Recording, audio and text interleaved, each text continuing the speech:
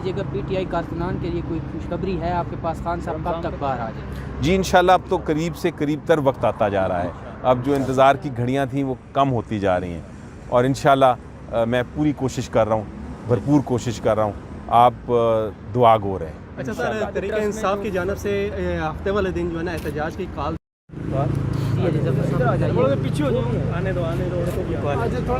जी sir बताइएगा, आज खान साहब के केसेस से ज़मानत के तो क्या पेश रफ्त हुई है?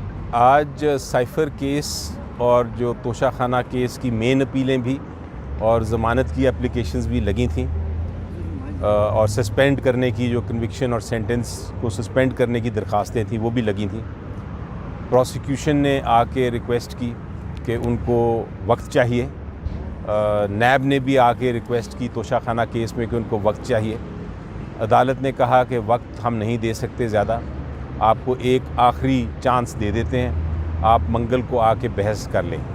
दूसरा, अदालत ने ये कहा कि जहाँ तक ताल्लुक़ है सस्पेंशन और कन्विक्शन जो सेंटेंस की है उसके ख़िलाफ़ दरख्वास्त के बजाय हम मेन केस जो है अपीलें वही सुनना चाहेंगे। हम चाहते हैं कि वही जो अपीलें हैं मेन उनका फ़ैसला हम कर दें और हमें आप ट्यूसडे को बहस शुरू करें ताकि हम उसको डे टू डे सुन के इन दोनों तोशाखाना केस भी और साइफ़र केस का भी फ़ैसला कर लें। तो उनको बताया अदालत को कि जनाब तोशाखाना केस में तो क्रॉस एग्ज़ामिनेशन करने की, जिरा करने की भी इजाज़त नहीं मिली और जो साइफ़र केस था उसमें तो वकला को एक कमरे में बंद कर दिया गया और उनको भी किसी किस्म की जिरा करने की या बहस करने की इजाज़त नहीं दी। तो ये बड़े अनयूजुअल केसेस हैं, अजीबोगरीब केसेस हैं। तो अदालत ने कहा ठीक है, हम एक वक्त दे देते हैं, एक दिन दे देते हैं, कुछ दिन दे देते हैं इनको तैयारी करने के। हम वो चीज़ नहीं करना चाहते जो ट्रायल कोर्ट ने आपके साथ की, तो इसलिए एक चांस देने में कोई हर्ज नहीं है। फाइनली अदालत ने ये कहा कि ट्यूसडे को इंशाल्लाह मंगल को ये केस की दोनों केसों की समाअत होगी, तो इंशाल्लाह उस दिन हम बहस करेंगे। सर जी बताइएगा, प्रोसिक्यूशन क्यों वक्त मांग रही है? क्या कमज़ोर केस है उनके पास या वो इस चीज़ को लटकाना चाहते हैं? क्या वजह है कि वो टाइम पे टाइम मांग रहे हैं?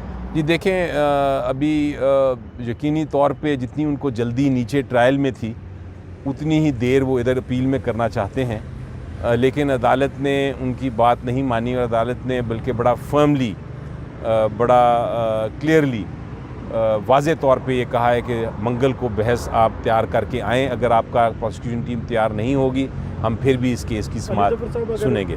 सज़ा मुअत्तल हो जाती है तो क्या इमरान खान बाहर आ जाएंगे या किसी और मुकदमे है जिसके अंदर गिरफ्तारी डाली हुई है? देखिए, उनके ख़िलाफ़ 3 मुकदमे हैं इस वक्त जिनमें उनको सज़ा हुई है। बाकी जो केसेस हैं उसमें तो ज़मानत हो चुकी है। ये 3 केस, एक साइफ़र है, एक तोशाखाना है और एक वो इद्दत वाला जो केस है। तो ये अगर दोनों केसों में इनकी सज़ा या इनकी कन्विक्शन मुअत्तल हो जाती है या ये अपीलें ही एक्सेप्ट हो जाती हैं इंशाल्लाह, तो फिर वो सिर्फ़ इद्दत वाला केस रह जाएगा और उसके बाद जब उसमें भी आपने देखा है कि उसमें भी कोई ऐसी गुंजाइश नहीं कि वो सस्टेन हो, तो वो भी जब सेटिसाइड हो जाएगा उसको भी ख़त्म कर दिया जाएगा, तो उसके बाद खान साहब इंशाल्लाह बाहर आ जाएंगे। उसके बाद कोई हुकूमत तो रखना नहीं डालेगी अपनी तरफ से, जिस तरह माजी के अंदर एक दफ़ा रिहाई होती थी दोबारा फिर कारकुनों को गिरफ्तार कर लिया जाता था, रहनुमा को, वही पैटर्न तो नहीं अपनाया जाएगा? जी देखिए, पहले तो ये पैटर्न अपनाया जा रहा था केयर टेकर हुकूमत में, तो उम्मीद तो ये है कि इस हुकूमत में जो इलेक्शन के बाद आएगी उसमें शायद ऐसा ना हो, लेकिन कोई पता नहीं।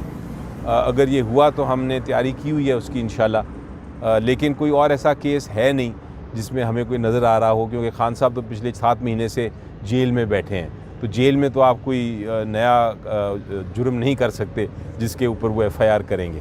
सर, आपकी इमरान खान साहब से मुलाकात होती रहती है, तो उन्होंने ये नहीं कहा कि जब मैं बाहर आऊँगा कोई एहतजाज धरने का, उन्होंने कोई आपको कहा है, आइडिया दिया है आपको? नहीं, अब तो देखिए इंशाल्लाह जब बाहर आएंगे तो वो मेरा ख्याल है जो हमारी 3 prong स्ट्रेटजी है, 3 साइड पे स्ट्रेटजी है, वही अपनाएंगे।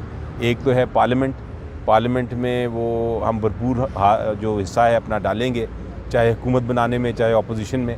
इसी तरह हमने ये भी फ़ैसला किया है कि जो कानूनी रास्ते हैं वो भी हम अपनाएंगे और तीसरी तरफ जो इशू है स्ट्रीट प्रोटेस्ट का, सड़कों पे जो प्रोटेस्ट करने का हक़ है वो भी इस्तेमाल करेंगे। तो खान साहब ने यही स्ट्रेटजी बनाई है और यही स्ट्रेटजी अपनाएंगे। अगर तब्दील करने की ज़रूरत पड़ी ये स्ट्रेटजी को तो बाहर आके वो तब्दील कर सकते हैं। सर बताइएगा, आज जो कौमी असम्बली का इजलास बुलवाया गया है, कहा जा रहा है कि ये इन पे आर्टिकल 6 लग सकता है, इसमें किस हद तक सदाकत है? जी देखें, मेरे लिहाज से ये इजलास जो है ये एक नामुकम्मल नेशनल असम्बली का इजलास है, क्योंकि जो रिज़र्व सीट्स हैं औरतों की और माइनॉरिटीज़ की, बहुत सारी बेतहाशा रिज़र्व सीट्स, उनका फ़ैसला भी इलेक्शन कमीशन ऑफ पाकिस्तान ने किया नहीं।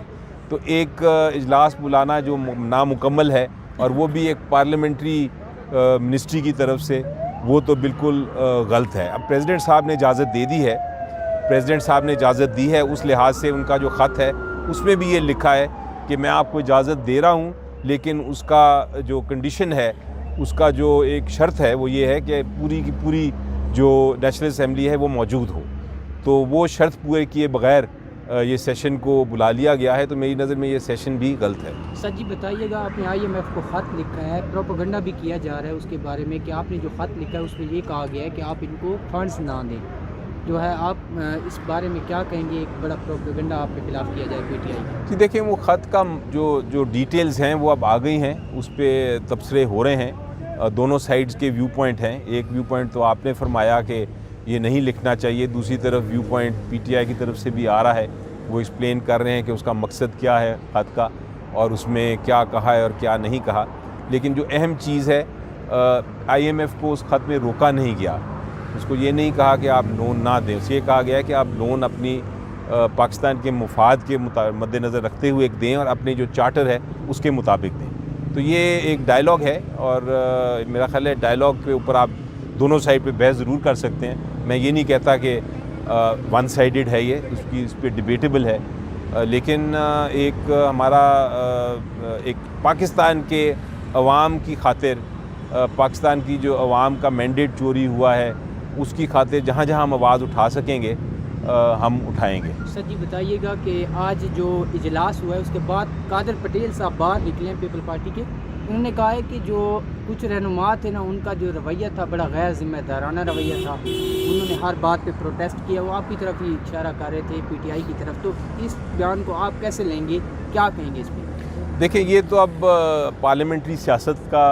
एक हिस्सा है। अब आपने देखा कि जब हम रिज़ाइन कर गए थे नेशनल असम्बली से, तो नेशनल असम्बली में यकतरफ़ा ही कार्रवाई होती थी। मेरा ख़्याल है जो अपोजिशन है वो अब यकतरफ़ा कार्रवाई की इतनी आदी हो गई है कि उनको जब भी उनके सामने कोई खड़ा होता है तो उनको लगता है कि ये पार्लियामेंट्री बिहेवियर नहीं है। लेकिन दरअसल अगर आप देखें तो पार्लियामेंट में राइट प्रोटेस्ट करना और अगर पार्लियामेंट में आवाज़ उठाना ये एक सही निज़ाम का हिस्सा है और इस पे किसी को शिकायत नहीं होनी चाहिए। ये आप बर्दाश्त करते हैं।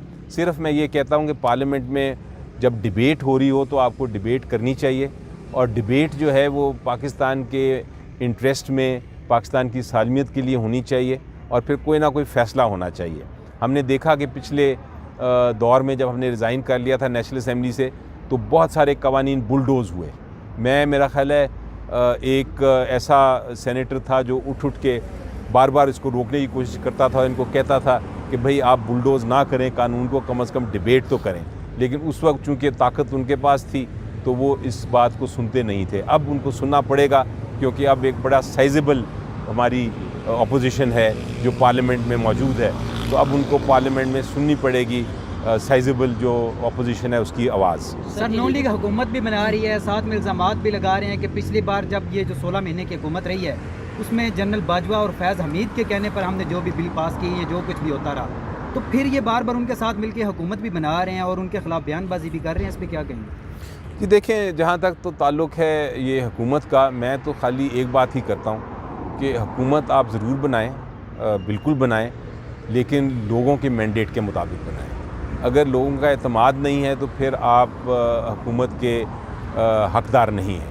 तो मैं बाकी और चीज़ों में नहीं जाना चाहता, मैं सिंपल और स्ट्रेट फॉरवर्ड एक बात करता हूँ कि आप सब ने एक बड़ा ह्यूज मैंडेट दिया, बहुत बड़ा मैंडेट दिया, आपने चुप करके हंसते खेलते वोट दिए। अब वो वोट जो हैं वो रातों रात तब्दील हो गए, कोई और लोग आ गए, हुकूमतें भी बना लीं, लेकिन कितनी देर तक चलेगा ये काम? सर जी आखिरी सवाल